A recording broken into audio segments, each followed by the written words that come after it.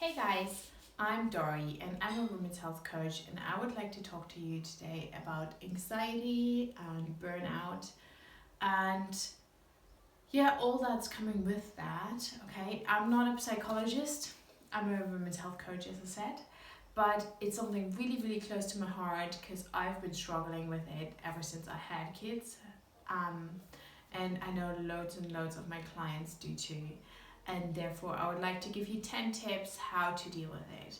So, first of all, anxiety, burnout doesn't always go hand in hand, but a lot of times it does go hand in hand. It might be moments where the simplest task feel too much for you, or you get this overwhelming fear of something, or you get this brain fog, or you get this big tension that's pulling your shoulders to your ears, and it's making you unable to cope with little things, or you feel like you snap really easily at the littlest thing, or you get super upset, or you're so exhausted that you can hardly cope with your day anymore. And as a mom, this is a really, really tough thing to deal with, okay? So, because I've been dealing with this for 9 years on and off, um, I've developed some good strategies to cope with it better.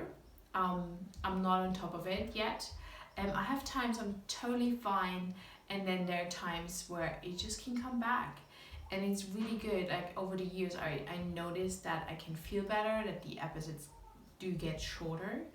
Um, and usually, when episodes happen, I know they will not last forever.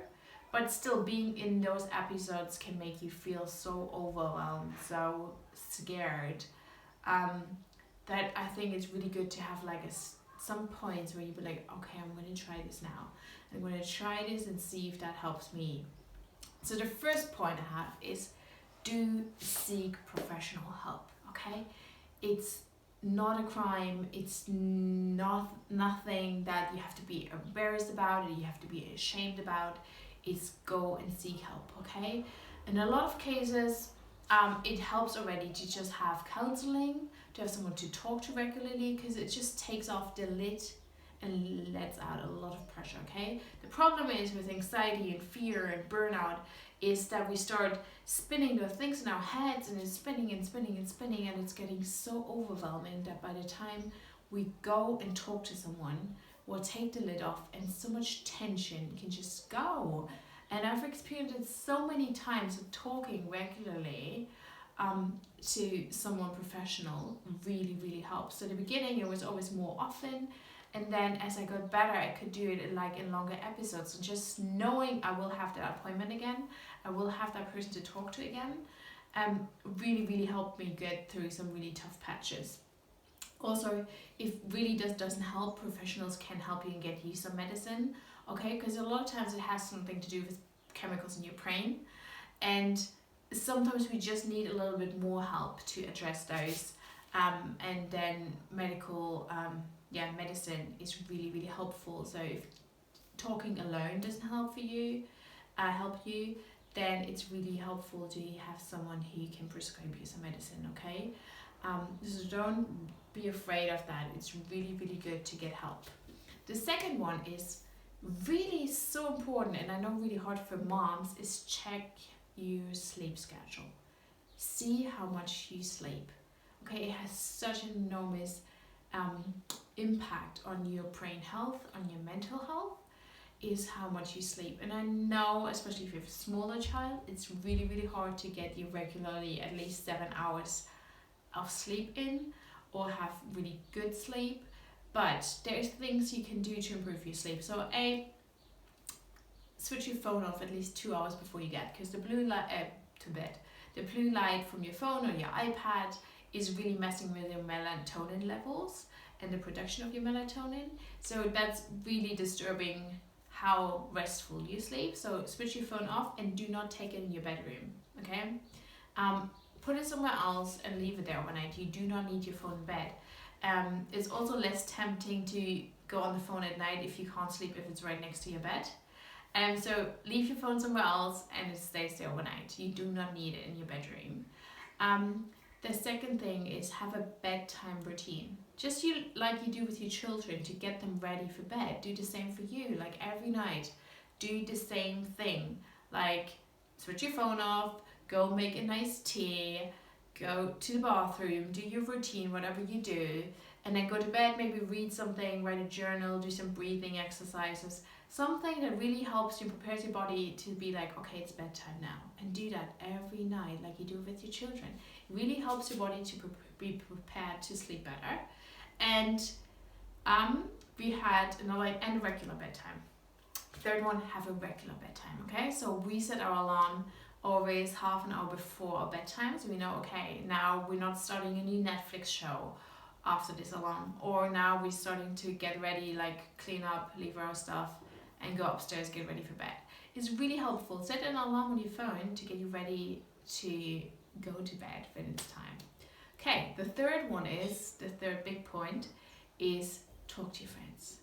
I bet with you, you will have other friends who've been struggling with anxiety at some point in their life. And it's really, really helpful to know you have one or two people you can talk to. So if you have episodes of anxiety, of burnout, of not being able to cope with life, again, to know I have this friend I can text or call is such a big help. Especially if I know that person has been through it. I have friends that haven't been through it, but still I know I can always talk to them, and it's already so helpful. Or I have friends that have been through it, and talking to them is also so helpful because they can then encourage me to really see, okay, that's not going to be it. It's going to get better. You're going to get out of this again. Okay, so that's a very important thing. Talk to your friends. Don't be ashamed. Don't be ashamed. There's nothing to be ashamed about. It's so important to talk. So the fourth point is, how much do you drink water or unsweetened tea during the day? Because also that can lead to like brain fog, feeling a bit weird. If you don't drink enough, if you don't hydrate your body, that can really trigger a lot of anxiety and tiredness and exhaustion as well. The same with the food. What kind of food are you putting in your body? Is that food maybe triggering your anxiety or making you even more exhausted? Then it's time to really check what foods are good for you. Doesn't mean you have to eat always perfect, not at all, okay? It's okay to have those times where you have sweets, where you have alcohol, where you have something that you enjoy, but to look that most of the time you eat nutritious food that really nourishes you and helps you. It also helps your brain. Like not having enough protein, for example, can mess with your serotonin levels in your brain, because it's a protein that you need for your brain to function well. And if you don't have enough good proteins in your nutrition, then that can cause anxiety and burnout as well. The next one is, what are your triggers? Okay, so what really helps is A, talking about it, what we already had, and B, talking to your friends, talking to a professional person. One of the other points is going to be journal. Like trying to figure out what's causing this tension, what's causing this stress right now in you. Okay, sometimes that can change over the times. It's not always the same thing. Also admitting, being honest with yourself about what's overwhelming you right now, okay? And again, don't be ashamed of what it is. It could be something very basic. Like I had this time where thinking about having to cook for my kids would overwhelm me so much that I would get in all sorts of panic. Okay, and it's something as a mom, obviously I should be able to cook for my kids, but it would stress me out so much to know, okay, there's lunchtime coming up, I have to cook, and I was like, I'm not sure what to cook. I want to cook healthy, but I need to eat it, and I don't want to complain, and like all those things would start in my head, and it would just overwhelm me. So once you figured out what are your triggers, you can put steps in place to help with this. Like for me, it was helpful to have a meal plan. To be like, okay, I can look at my paper and was like, okay, I know we have this because we had this meal plan, so we went shopping for it. And today I just have to put this together. My kids will eat it and I'm fine. I don't have to worry about it. And there's a little things, like even if it's just everyday life things that just overwhelm you, try to find out what is triggering your anxiety. What's stressing you out so much? And it could be something of the smallest things. Don't feel ashamed about it. Again, it's very important that you figure it out for yourself and then put little steps in place to help with that. The sixth point is self-care. What can you do for yourself? I mean, a lot of things we already said are already points of self-care, like going to bed on time, finding your triggers, talking to friends, getting professional help. I mean, it's all already self-care, okay? Maybe it's like getting regular massages to help your nervous system to calm down, or maybe it's going for walks, or maybe it's taking time out for yourself regularly. I don't know, to exercise, to do something that you enjoy, like painting or some sort of hobby you have. Something where you really say, okay, this hour every week, at least start with, or maybe it's 10 minutes a day if you can't do an hour a week or something. Try to schedule it in your calendar, time for yourself. And even if it's at the beginning 10 minutes a day, but something where you know, like those 10 minutes, when you tell your kids and when you tell your family not to be disturbed in this time while you do this and this for you.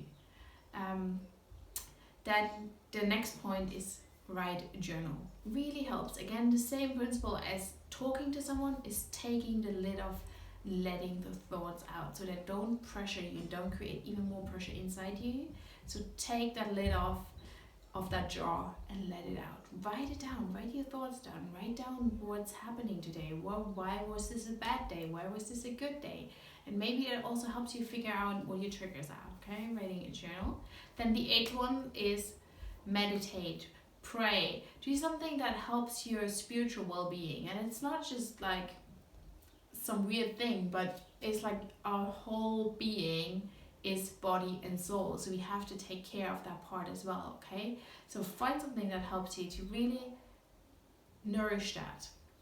Then the 9th one is, if you can get your bloods checked by like an alternative doctor, like a naturopath kind of doctor who really can look at your minerals, at your vitamins to see what are you lacking. It can make such a big difference. I just did this year to get someone to check my bloods and see what I'm low at, and I was so low. I had multiple burnouts, at least 2, while living in England, and you could tell that by my bloods, like my B vitamins were really low, and there were some other that's really low. That it's really, really typical for having burnouts, and which then again triggers my anxiety even more. So getting those checked and making sure you're getting the right. I wouldn't just start taking supplements. I would really get it checked out and see what's wrong. How's your gut health? How is your blood health? Like, how are your vitamins? And see what do you really need. I think that's so essential. Yeah, you have to pay for yourself. German insurance doesn't cover it. I don't know about American insurance, but yeah, it's something so worth it in my opinion. And then the 10th one is go outdoors. It's really proven that going to forest, like in the forest, having forest walks really helps your mental health.